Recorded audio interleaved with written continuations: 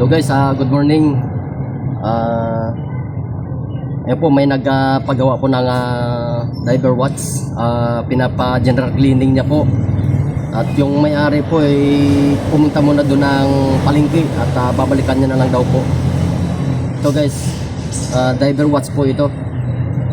Ito guys, gagamitin ko lang po yung aking magnifying glass para malinaw po yung pagtingin ko sa mga piyesa ng relo.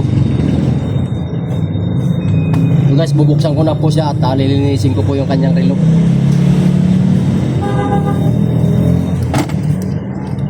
So guys, yung kanyang piyesa, diver watch po ito. Yung diver watch. Ayan.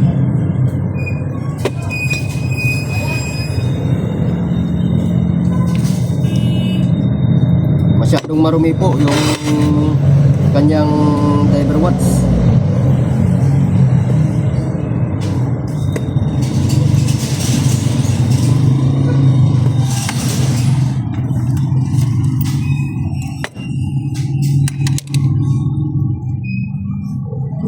Overall na po ito mga guys.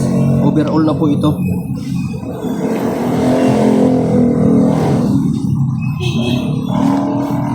Ang singil ko po dito ay 250 pesos. General cleaning po.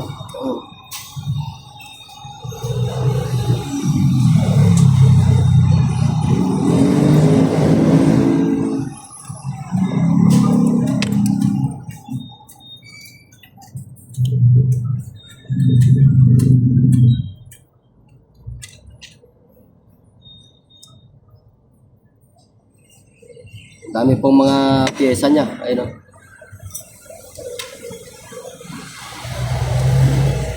Yung panglinis ko pala mga guys, ito yung lighter fluid. Yan. At yung cleaning solution, yung parang suka po. Yan o. Kukunti na lang po. Wala na pong ganong laman o. Sisimutin ko na lang ito. Nagpa-order pa ako ulit dun sa pinagkukuhanan ko.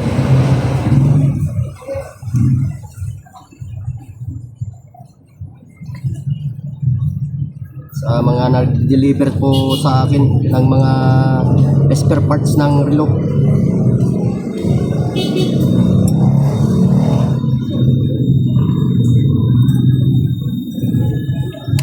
General cleaning na po ito. Yung ginawa ko po sa kanyang relo. General cleaning na po. Baklas po ito lahat. Yun o.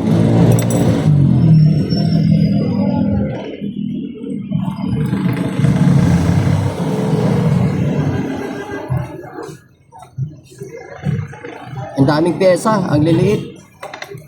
Ito yung mga tornilyo niya. Ang liliit ng mga tornilyo. Yan po.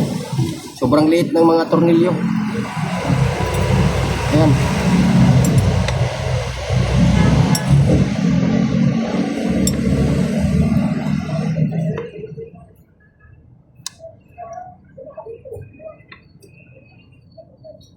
Kailangan po hindi po nanginginig yung inyong kamay.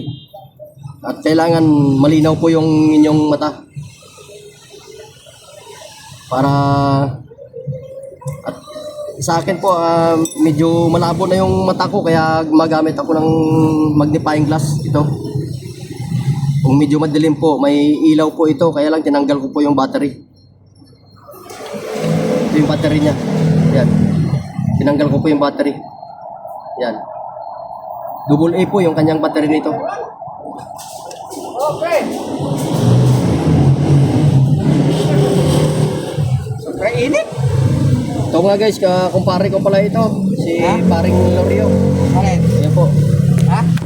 Ayan po siya. Yep. Ayan o. Shoutout ka. Shoutout ka. Ayan. Kumpare ko po ito. Sa 7-Eleven po siya nakadestino. Ayan. Siya na rin po yung ano dyan. Pinaka manager dyan sa 7-Eleven ng Subic Sambales. Manager. Pampagulo lang po, pampagulo. Pampagulo daw. Sige. At tatapusin ko po itong relo ni Kuya kasi nandun pa po siya sa palengke. At namili pa po siya at mamaya-maya po babalikan niya po itong kanyang relo. Divers po ito. Yung kinalas ko lahat oh. Yung piyesa niya ito. Ayun oh. Yan. Nag-vlog ka pala pare. Oo. Yan. Yan. Yan. Saka sa lahat po ng mga gustong magpa-repair ng relo po, yung mga relo, battery, kompleto po ako. Nandito lang po yung pwesto ko sa tapat po ng munisipyo ng Subic, Zambales. Ito po. Kompleto po ako, yun o. Yan. Ito po yung aking pwesto. Yan. Yan.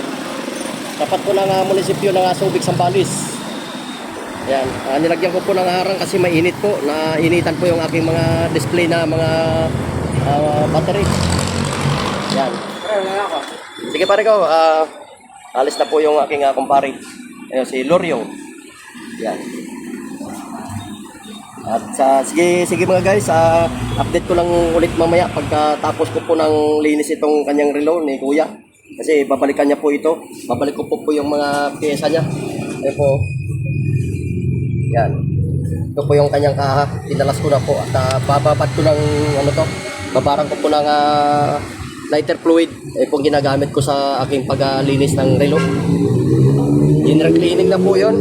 Ayan o, binabad ko muna sa lighter fluid. Yan. Sige mga guys, update ko na lang ulit mamaya pagkatapos ko po ng repair. Kasi medyo mahaba na po yung aking video. Maraming salamat po at sa lahat ng mga nanonood. Thank you very much. At ingat po kayo. God bless to all.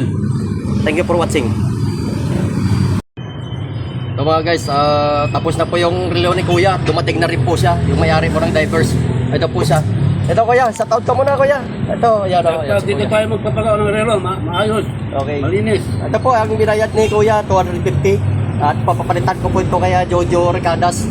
Yung kasama ko po ng vloggers din. Yun. Papalitan niya muna kasi buo yung pera ni Kuya. Ayun po. Saan kayo umuwi Kuya? Pakuan lang. Kalapakuan. Ito, sukay ko po ito. Tagal na pong suki ito. Dito kami magpapagawa. ayun Dito o, kami Kuya. magpapagawa. Mahusay na, marunong pa. Salamat po Kuya sa inyo. Maraming salamat po Kuya. Thank you. Okay, maraming salamat po. Thank you for watching. Thank you po.